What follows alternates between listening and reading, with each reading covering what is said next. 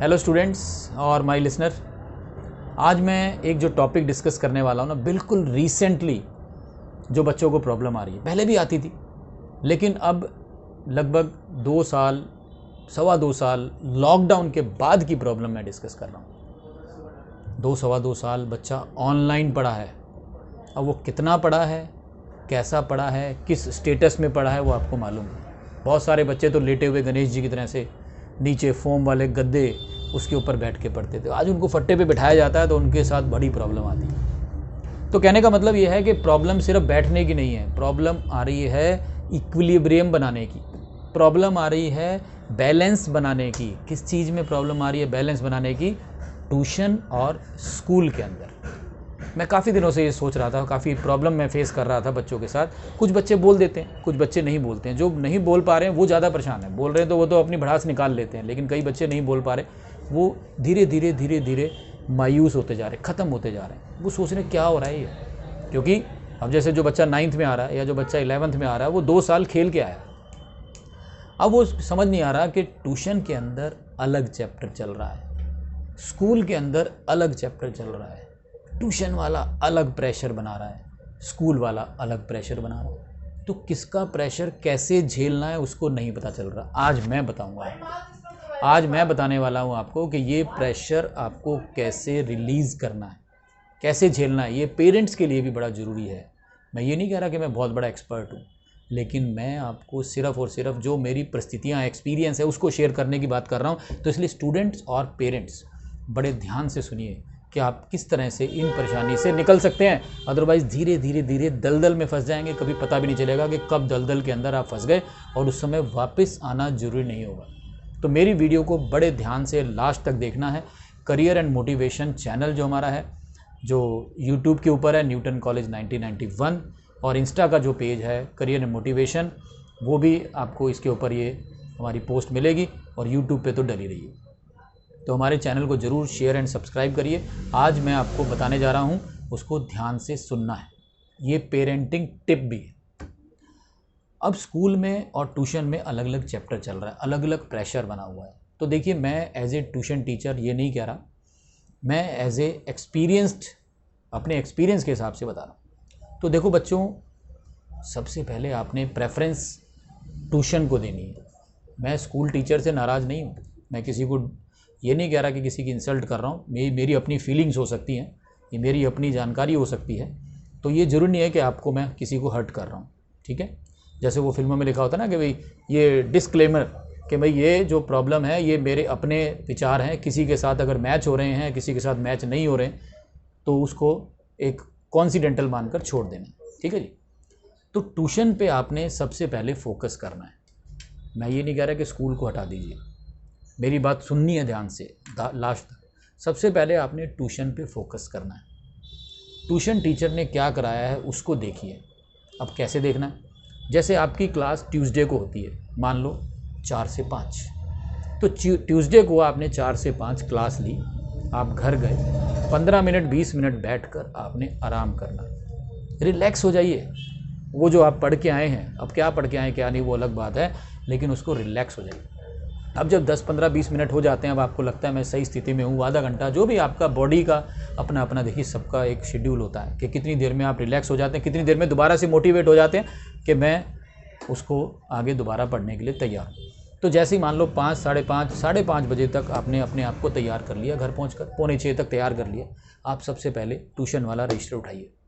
जो सर ने नोट्स पढ़ाए हैं वो नोट्स पढ़िए, और जो होमवर्क दिया हुआ है साथ के साथ निपटा डालिए, साथ के साथ उस होमवर्क को निपटा डालिए। अब आपकी बारी आएगी थर्सडे को दोबारा ट्यूशन जाने की। तो ट्यूशन जाने से पहले 15 मिनट 20 मिनट आधा घंटा जो सर ने नोट्स लिखवाए थे, होमवर्क की बात नहीं कर रहा, होमवर्क तो आप ट्यूसडे को कर चुके, थर्सडे को कर चुके, सैटरडे को कर चुके, लेकिन जो आप थर्सडे को क्लास अटेंड करने जाएंगे उससे पहले हाफ एन आवर पहले, जब भी आपको जितना भी टाइम लगे, जो सर ने नोट्स लिखवाएं, साइंस कॉमर्स आर्ट जो भी आप पढ़ रहे हैं, तो वो नोट्स दोबारा पढ़ के जाइए, नोट्स दोबारा पढ़ के जाइए, ताकि आपका लिंक क्लास से बना रहे। तो ट्यूशन की क्लास को 2 बार आपने करा, एक बार आपने होमवर्क किया ट्यूसडे को, और थर्सडे क्लास से जाने से पहले किया। तो पहला काम सबसे पहले ये करना, बिना नागा, बिना छुट्टी के ये काम करना। सबसे पहले ट्यूशन को प्रेफरेंस देनी है, ठीक है। दूसरे नंबर पर आपने इस तरह से पढ़ना है। अब आप 5:45 बजे बैठे, मान लो 1 घंटे में सर का होमवर्क निपटा दिया, कोई दिक्कत नहीं। लेकिन अगर सर ने होमवर्क नहीं दिया था, मैम ने होमवर्क नहीं दिया था, तो नोट्स जरूर पढ़ने हैं। ये मत सोचना होमवर्क तो दिया नहीं हमने, किताबें नहीं उठानी, नहीं, थर्सडे को भी नोट्स पढ़ने हैं, फिर ट्यूसडे को भी नोट्स पढ़ने हैं, ठीक है जी। काम निपट गया, मान लो 6:45 तक आपका काम निपट गया। अब आप ये देखिए आज मेरे को स्कूल से क्या होमवर्क मिला है, स्कूल से जो भी होमवर्क मिला उसको निपटा डालिए। रिलैक्सेशन का टाइम नहीं है, रिलैक्सेशन का टाइम तब होगा जब ये सारा काम निपट जाएगा। अब ये मत सोचिए मैं स्ट्रेस में हूँ, ये मत सोचिए मैं तो यार आराम ही नहीं किया, अरे भाई आराम हो जाएगा, लेकिन पहले काम तो निपटाइए। तो आपका काम निपट गया। अब आप रात का एक शेड्यूल हमेशा बना लीजिए। सुनने वाली बात है, ध्यान से। रात को 10:30 बजे 11 बजे जो भी आपका सोने का टाइम है उससे आधा घंटा पहले आप अगले दिन का प्लानिंग करिए, अगले दिन का टाइम टेबल बनाइए। मैं टाइम टेबल या प्लानिंग पूरे साल की कराने को नहीं कर रहा, मैं छोटे छोटे टारगेट्स में विश्वास रखता हूँ। आप ट्यूसडे रात को बैठ गए 10:30 बजे। अब आप देखिए वेडनेसडे का मेरा शेड्यूल क्या है। अब शेड्यूल 2 तरीके से होता है, एक अगर मेरा स्कूल है वेडनेसडे को, एक अगर मेरा स्कूल नहीं है। अगर वेडनेसडे को मेरा स्कूल है, यानी मैं 2:30-3 बजे के बाद से लेकर रात को 11 बजे तक 8 घंटे मेरे पास हैं, तो मेरे को कैसे क्या क्या करना है वो शेड्यूल आप ही बनाएंगे, मैं नहीं बता सकता, क्योंकि आपकी क्लास अलग है ना। आप 9th में भी हो सकते हैं, 11th में भी हो सकते हैं। ट्यूसडे को आप बैठे हैं, वेडनेसडे को आपकी कोचिंग क्लास भी हो सकती है या हो सकता है ना हो। तो ये शेड्यूल आप बनाएंगे। बहुत आप मैच्योर्ड इंसान हैं, सभी अपने आप को जैसे कहते हैं ना, जिसके ऊपर गिरती है वो अपने आप को बचाना भी जानता है।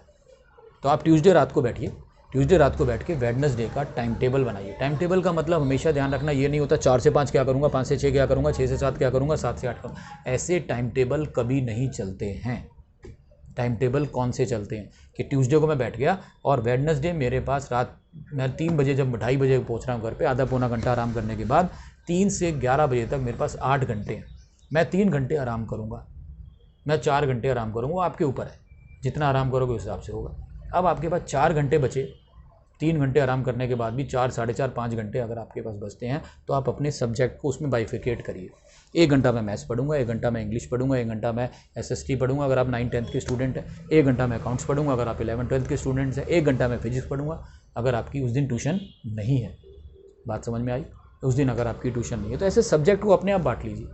और जिस दिन स्कूल नहीं है यानी आपके पास डबल टाइम है तो आप उन सब्जेक्ट का टाइम बढ़ा दीजिए, लेकिन हर सब्जेक्ट को टाइम दीजिए। ये नहीं कि आप BST नहीं पढ़ रहे हैं, इंग्लिश नहीं पढ़ रहे हैं कहीं कोचिंग में तो कर भी नहीं रहे।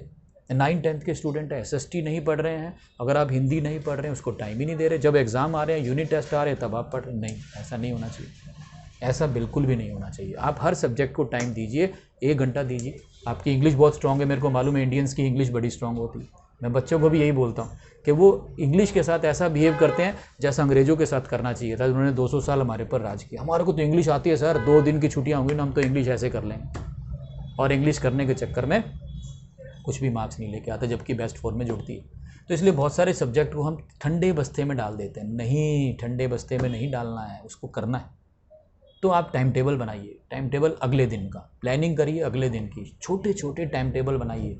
बिल्कुल कंजस्टेड नहीं बनाना है, 3 से 4, 4 से 5, 5 से 6, 6 से 7, ऐसा टाइम टेबल नहीं बनाना है, ऐसी प्लानिंग नहीं करनी है। हमने आवर्स का टाइम टेबल बनाना है कि मेरे को 4 घंटे कल पढ़ना है और 4 घंटे में ये सब्जेक्ट पढ़ना है, ऐसे बनाना है, ठीक है। जिस दिन स्कूल नहीं होगा उस दिन उसको टाइम को बढ़ा दीजिए, डबल कर दीजिए टाइम। अगर मैं 1 घंटे पढ़ रहा था तो मैं 2 घंटे पढ़ूँगा। अब रही बात एक एक्टिविटी और प्रोजेक्ट की, बड़ी दिक्कत आती है बच्चों को। एक्टिविटी और प्रोजेक्ट, सर हमारे को एक्टिविटी मिली है, सर मेरे को एक्टिविटी मिली है, प्रोजेक्ट मिला है, अब कल ही जब डिपॉजिट करनी है। मेरे को नहीं लगता कि कोई भी स्कूल का टीचर ऐसा करता है। मैं भी स्कूल में इतने साल पढ़ा चुका हूँ। हम जनरली पता है या तो टाइम ज़्यादा देते हैं या फ्राइडे को देते हैं कि सैटरडे संडे छुट्टी है तो मंडे को दिखा देना। कई बार ज़रूरत पड़ती है, एकदम से एक्टिविटी देनी पड़ती है, लेकिन उसमें भी हम ऐसा देते हैं टाइम कि 2-3 दिन आपके पास छुट्टियाँ हों। तो जब आप सैटरडे संडे छुट्टी है तो फ्राइडे शाम को बैठे होगे ना टाइम टेबल बनाने के लिए, मेरे अकॉर्डिंग आप रात को बैठे 10:30 बजे, अरे यार मैम ने ना मंडे को एक्टिविटी मांगी है, तो उसका पहले एक चॉकआउट कर लीजिए। कल सैटरडे सबसे पहला काम वही करना है, उसके बाद मैं सब्जेक्ट पढ़ूंगा। ये सुन लीजिए ध्यान से,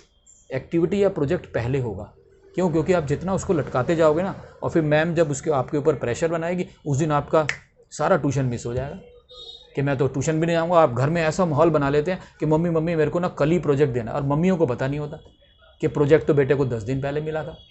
वो सोचते हैं यार अच्छा मैडम ने कल दिया, हाँ मम्मी कल ही दिया था और अब देना मेरे को कल, मैं नहीं ट्यूशन जा रहा, और ट्यूशन में टेस्ट था।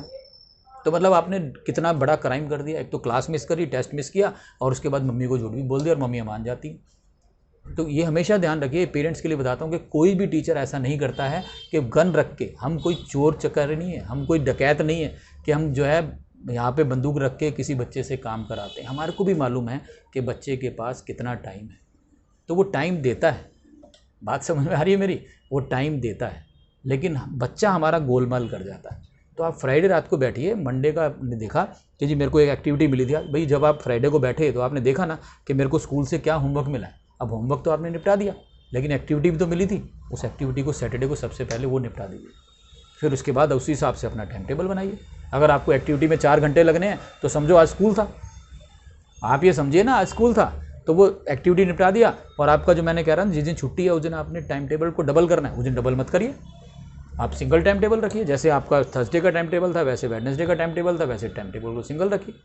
तो कहने का मतलब कि अगर आपको एक्टिविटी मिली है, प्रोजेक्ट मिला है, तो आप उसके अपने टाइम टेबल को वापस वहीं ले आइए नॉर्मल। ये मान के चलिए ही मत कि स्कूल की छुट्टी और अपना एक्टिविटी प्रोजेक्ट निपटा दीजिए। तो इस तरह से अगर आप चलेंगे जैसे मैंने आपको बताया है, तो आपको स्ट्रेस फील नहीं होगा, आपका दिमाग शांत रहेगा, आप अच्छा सोच पाएंगे, अच्छा पढ़ पाएंगे। तो इसलिए मेरी सबसे रिक्वेस्ट है स्टूडेंट से भी और ख़ास तौर पे पेरेंट्स के भी, इस वीडियो को थोड़ा सा ध्यान से सुनिए और समझने की कोशिश करिए कि बच्चे की प्रॉब्लम सितंबर, अक्टूबर, नवंबर में जाकर बहुत ज़्यादा बेकार ना हो जाए। इससे अच्छा ये है कि हम आज ही उसको संभाल लें। जैसे कहते हैं ना, कैंसर अगर पहले स्टेज पे पकड़ लिया जाए तो कैंसर नहीं होता, नॉर्मल बीमारी होती है। तो अगर हम उसको 3rd और 4th स्टेज पे पकड़ेंगे तो सिर्फ और सिर्फ पैसा खर्च होगा। इसलिए मेरी सभी से रिक्वेस्ट है कि आप इस तरह से एक बार इस वीडियो को दोबारा सुनिए, बार बार सुनते रहिए और इसको अप्लाई करिए। ठीक है जी, सभी के लिए ऑल द बेस्ट। कोरोना से हम जो लोग निकल चुके हैं, लेकिन कोरोना को अब ढाल मत बनाइए, नुकसान अपना ही है। Bye bye, take care.